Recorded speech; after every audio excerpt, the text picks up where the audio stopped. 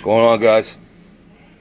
Got a little boy came home to go to read to you. Those that are interested, hang around. Those that aren't, don't.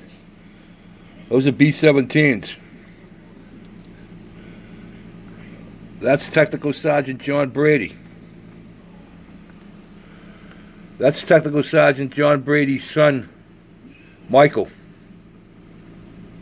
who was 59 years old when his father died. 59 days old when his father passed. So let's read here and I'll tell you what happened. This man is from Taunton. That's not too far from where I live. 30 miles maybe. Maybe. Yeah. So, without further ado. It has been 74 years since Technical Sergeant John F. Brady of Taunton and 8 other airmen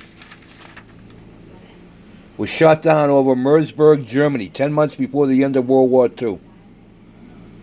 But today, flags through the state will fly at half-staff as his newly discovered remains are buried in St. Francis Old Cemetery in Taunton.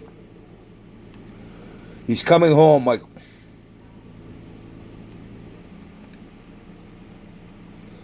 He's coming home, Michael C. Brady said yesterday, of the father he never met. The younger Brady was just 59 years old, 59 days old, when the plane carrying his father was hit by flak during a bomb run, according to the Defense Palmyra accounting agency. As the B-17 fell out of formation, German fighters attacked. Witnesses reported seeing the aircraft burst into flames and descend rapidly, crashing roughly a mile southwest of the town of Barbie. 3 crew members survived and became prisoners of war. One airman whose body was found was identified in May 1945. Brady, 26, Technical Sergeant Alan A. Chandler Jr., 23 of Fletcher, Oklahoma. First Lieutenant John H. Lykos, 29 of Anaheim, California. Staff Sergeant Robert O. Shoemaker, 23 of Tacoma Park, Maryland. And Staff Sergeant Bobby J. Younger, 19 of McKinney, Texas, all were declared missing in action. In January 1951, the American Graves Registration Command concluded that 5 had perished in the crash, and the location of their remains was unknown. Decades later, however, Department of Defense historians and analysts, aided by German researchers and local government officials, located a potential crash site associated with the airmen's loss. And in 2015 and 2016, recovery teams found aircraft wreckage and some of their remains. 3 of the crew, Brady, Shoemaker, and Younger, were identified through DNA analysis, forensic identification tools, and circumstantial evidence. Their remains, together with those that could not be individually identified, were buried as a group this year at Arlington National Cemetery.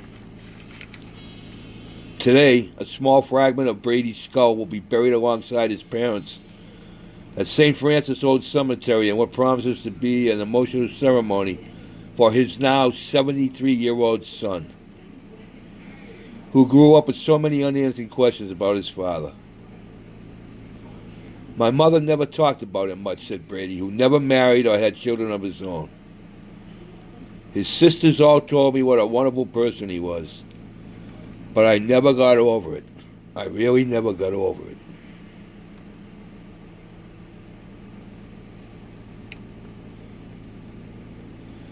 Massachusetts Secretary of Veterans Affairs Francisco Urena said news of the elder Brady's identification may offer hope to the families of the more than 82,000 Americans, 2,291 from Massachusetts, missing since World War II.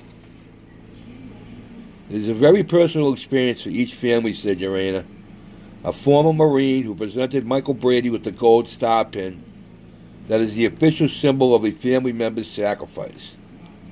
It is what I hope will be the first step toward closure for them.